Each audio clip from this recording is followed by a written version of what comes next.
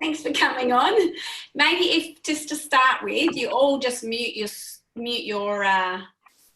sound and perhaps use the chat box, and Pania can keep a track on that. But we're going to have some fun today in the kitchen, as you can see. This is, I put this friend of mine, Joanne, up. She's very, very traditional Maori, and she makes all these wonderful things, and she's quite inspiring when you get talking to her. She makes all these medicinal things, and she makes creams and ointments and all sorts, and a lot of them are traditional Maori things. So I just thought she was lovely to have up there in my picture. So today we're going to make this Rewana bread. I'm thinking that you can see me because at the moment I can't see me. But to start with, we've got to make a bug to make the bread, and the picture of the bread is there, as you can see. And I'm going to just put it down just a moment, and we're going to go back to the screen so we can see. Right, so can you all see my bench? I hope so. Here we go. And why I chose this today, there was a significant reason why I actually chose to make this bread, because I had a go at it a few weeks ago and I had to make my starter bug, which I'm going to show you. That's my starter bug, all bubbling away. See if I can show you inside.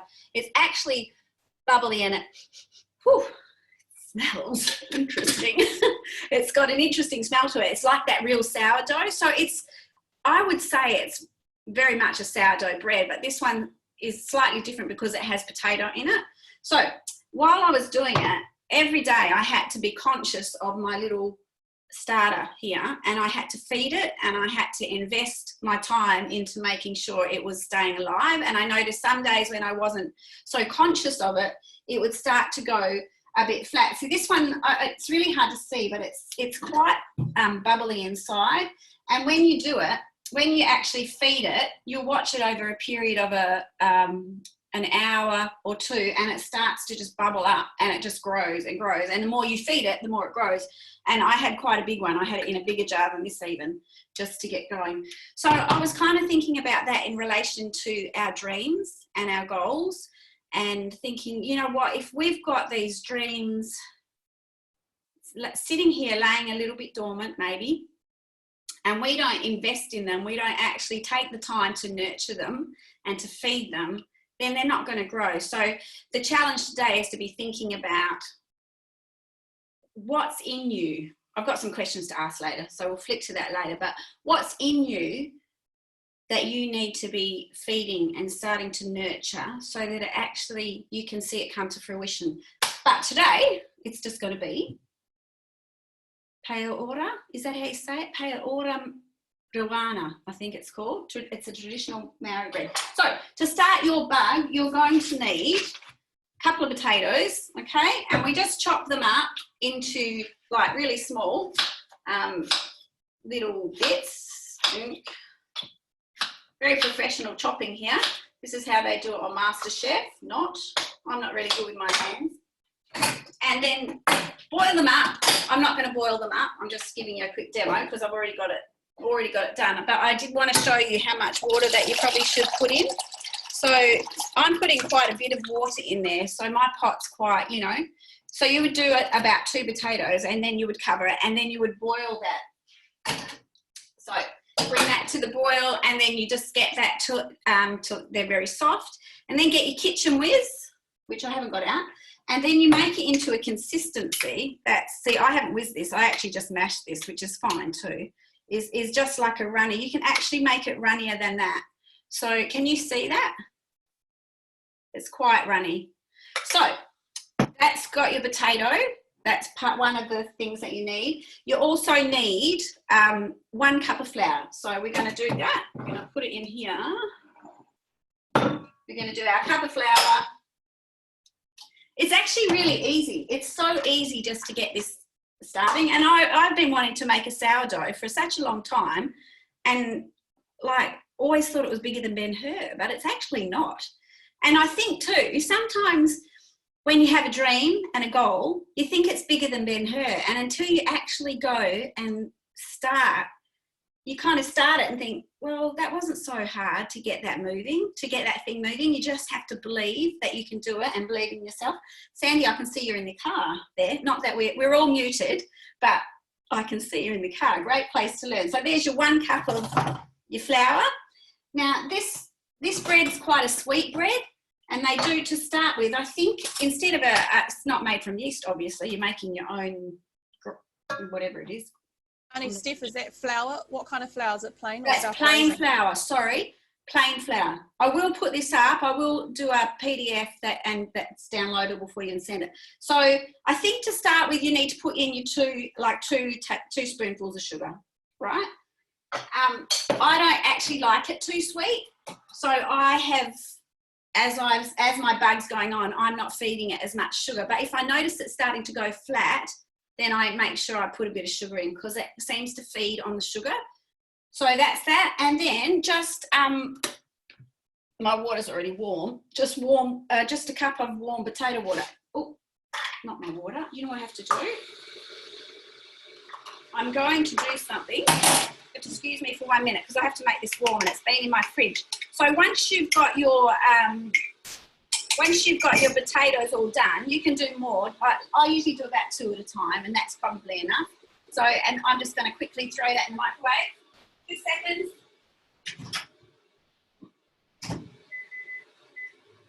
So while that's in my microwave, warming, actually, this is my little kitchen. We've just moved into this tiny little house, and it's just so lovely. And the kitchen's really old, the stove's old, and but I just love it. I'm going to just move you around. Can you see out my window?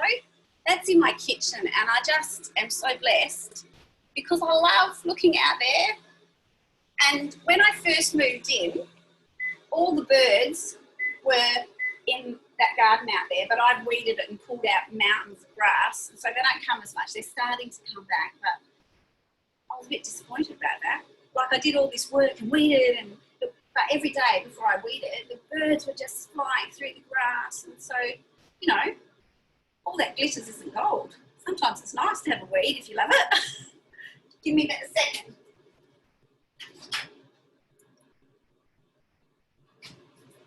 So there's our potato water ready to go in. You can all see that. So we just pop that in like so. That's actually a little bit lumpy. I don't know if that's okay, but we'll see. I'm sure it will still grow. And then you just mix that together. And here, to me, it looks a little bit, it's looking like it's a little bit stiff. I think it should be a little bit more runny than that. So what I'm going to do is just do this. Put a little bit of hot water into warm water in there. I'm going to take that lump that I didn't blitz out, chuck it in the sink, and I'm going to just put that in there and make that. So basically, that's it. That's your bag. I kind of feel like it can be runnier than that. It's up to you, but you can experiment with it. And it's interesting watching how the bug goes. So now you just pop that in a jar. You put that in a jar like this. So let's say that's now you've just made that, you've popped it into a jar. This one's a bit better because it's that was a bit lumpy. When you blitz it, it actually just goes like a warm water. So you pop it in your jar and you just put your lid on. I don't seal that lid, I just sit that on top so it's got some room for movement. And you sit it there for the day.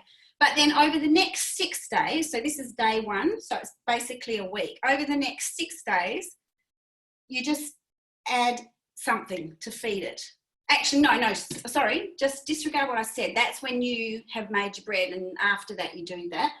For the next 6 days, you have to feed it 1 cup of flour. I wouldn't put 2 dessert spoons full of sugar, maybe 1. Depends. If it's looking a bit not like it's happy, give it a little bit extra sugar. So the 1 cup of flour, the 1 dessert spoon of sugar, and the 1 cup of potato water. Okay, so you do that every day. So basically what we did there, you just add for 6 days. So it gets quite big at the end, but that's okay because that's going to be the base for your bread making. So there we go. That's your bug, and your bug starts to grow. It's actually quite, I find it quite rewarding. I keep coming into my kitchen and looking at how's it going today. And you can put a little line. Some people put a little, when they start it might just be here, and they put a little sticky tape, like a coloured tape on it, so you know how it's going. Just a little hint. And then, I mean, we can make the bread too today, if you like, because I can actually show you how to make the bread. I think we'll just go on and quickly make the bread, because that way you'll get an idea how to do the next step. When you're making the bread, you take 2 cups of your flour, 2 cups of your flour, 2 cups of your bug, 4 cups of your flour, 2 cups of potato water. Actually, I just used all my potato water. We won't make the bread today. I'm going to show you how to do that on another day, because I just realised that I haven't got that. But that's okay. This is a job for you for the next week, and I'll get a video up onto our page, and I'll make it for you on the page, because you can't make the bread now. Well, I believe you can. I think you can make it after a few days, but they say that like the longer you leave it, it becomes an authentic sourdough. So I think it's best to make it for the week. Feed your bug for the week, and then at the end. So what we would do, we would take 2 cups. It's so easy. The bread is so easy, and I've just been making bread every day. It's so good. So you just take 2 cups of the bug, and you can 4 cups of flour, 2 cups of warm. Oh, actually, we can make the bread. I don't need it. I just need. Okay, we can make that. Oh, let's make the bread. I can do it. I don't need potato water. I can see Nerida shaking her head. Come on, let's do it. This is going to be fun. Would you like to do it? I need to see your heads up. Yeah? Okay. Okay. All right, let's do this. You will need 1 bowl, right? Hee-ho. I told you this wasn't my natural space. I'm almost feeling nervous in the kitchen. It's entertainment. Entertainment Plus on Write, Make, Create. You're rocking it. You're rocking it. All right. So don't put your, oh, look, let me tell you something. While we're here, I'm going to tell you something really funny. If you look at the bottom of this bowl, you'll see some burn marks. Okay? So when you put your bag on your stove to rise, make sure you don't light the element underneath by mistake. Okay? I thought I'd just give it a help and warm it up, you know, so I thought I'll put the element on next door, just get a bit of heat coming, just a gentle heat, and suddenly my bread that was rising in the pan began to bubble, and I went, oh my gosh, what have I done? And so I quickly ran over and I scraped out the top, and you know what, that bread still worked fine. So it's amazing, hardy little thing. So let's go.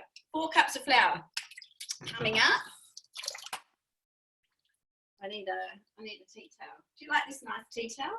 I don't know where I got it from, but it's nice. Look at it, pretty. Okay. And you don't have to sift it, so 1, rough as, 3.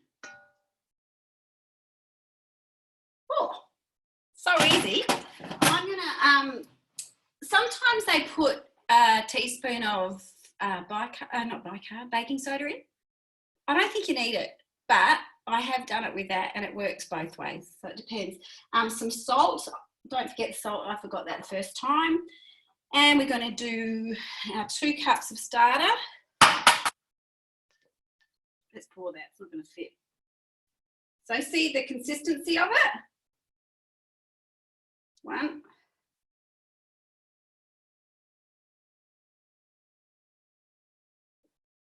2. Just going to leave that there to drain off. Get that off there. Okay. And then we just need our 4 cups of warm water.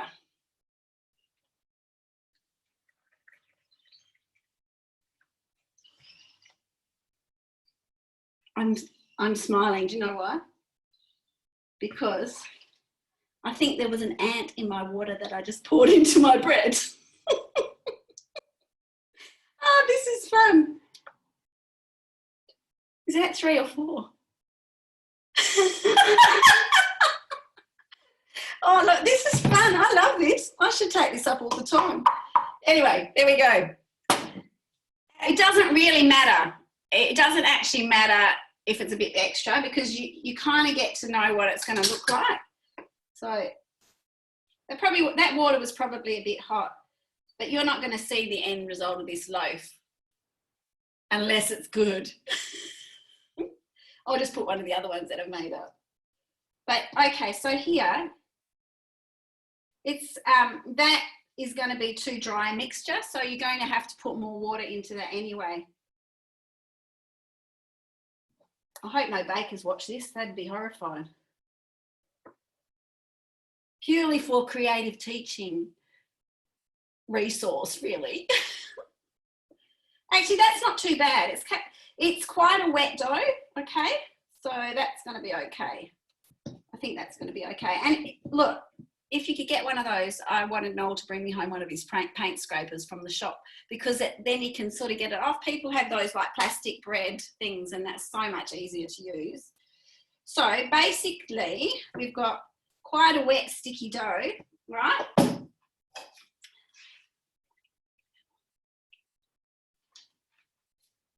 So, because you don't need any rising agents because the rising agent is in the starter that we've put there. So this part here, I'm actually going to get this off a lovely big chopping board. Memories of the long table. Nerida and I used to be in business together and we had a lovely gourmet grazing table company. So I love my long table things. Missing that, not missing the hard work. So pop a whole lot of flour on your bench. You actually don't have to knead it. So we're going to get a knife. Yeah. Okay, I'm just going to get all that off. And I think I'm going to flour up my hands to get this out. I did wash my hands before I started, by the way. Oh, very clean. Come back. Pop it all out onto here. Like so. That one over there.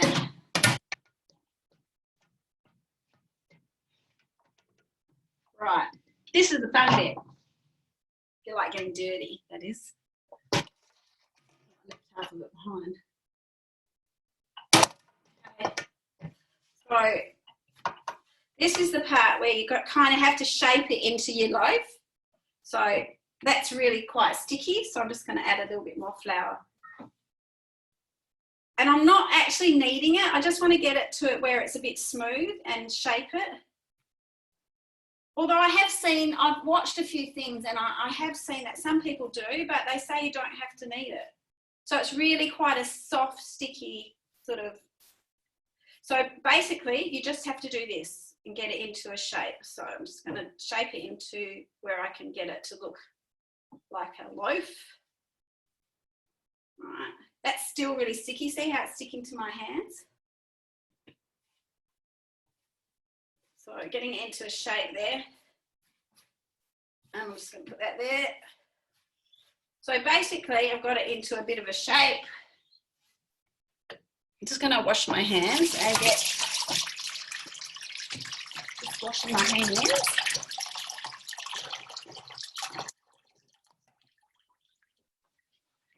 And I just use, where is it? There. Coming up again. I just use something like that at the moment. That's what I've been using. And now we just have to, I just oil this. This is just so when you put it into rise, it doesn't stick. So just putting it in there.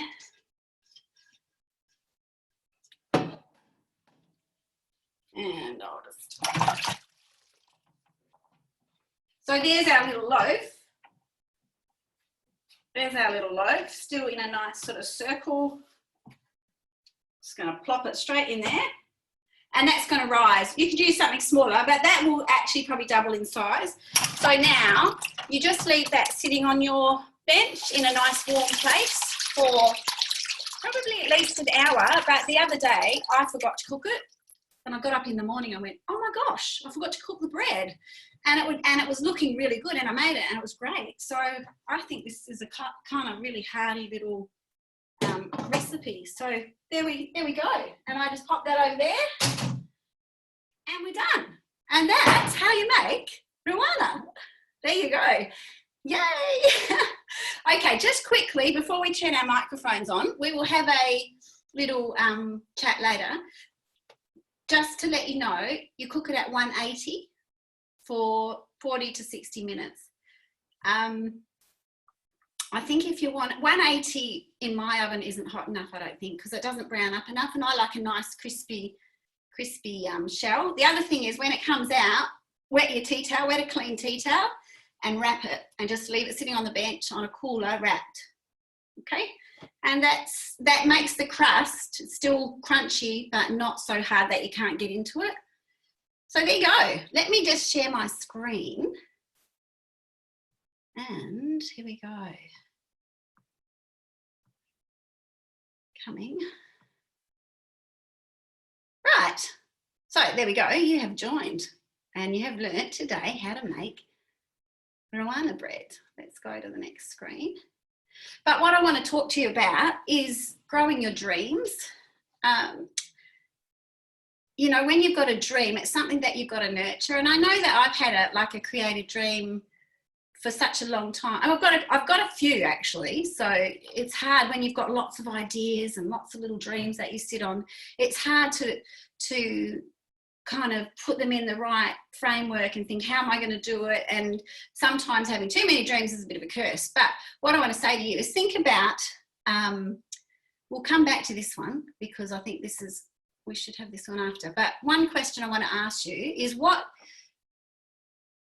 have you dreamt about? Can you see that lovely, you know, I did this slide 1 minute before I started the Zoom. I thought about it because I had it written on paper and I thought, oh, it'd be really good for you to see it. But what I want to ask you is, what have you dreamt about but have been afraid to step into? Ask yourself that question today. And then maybe ask yourself the question, what is it that's holding you back? Why is it that you haven't sort of stepped into that thing? Is there something that's stopping you from doing that? And then another really good question to ask yourself is, what could you do today to move closer to that? Because for me, I've found that as I've just begun to step into things little by little, just little baby steps, it grows. And when I start to look at the big dream and the big picture or idea that I might have, I just feel overwhelmed and I can't do it. And I remember I had a dear friend who said to me once, she said, how do you eat an elephant, Steph? I went, what do you mean, how do you eat an elephant? And she said, you just eat it one bite at a time. And I've always remembered that. And I kind of think that when you've got a dream, it's really good. You know, the mind mapping that we did is a great idea. I'm going to come out of here, go back to this other one. The mind mapping is a great idea. So we have our dream, and then we have a checklist or a mind map about all the things that we need to do. And I guess the mind map would even come before the plan, maybe. And then we have a plan of how we're going to do it. And then all we have to do is take one step of action, and it moves us closer. And then when we've done that, then the next step. And slowly, before you know it, you're stepping into something that you thought you never could have done. And so I just want to encourage you today with our bread making this week, while you're sewing into your little bug, think about a dream. Think about something that is really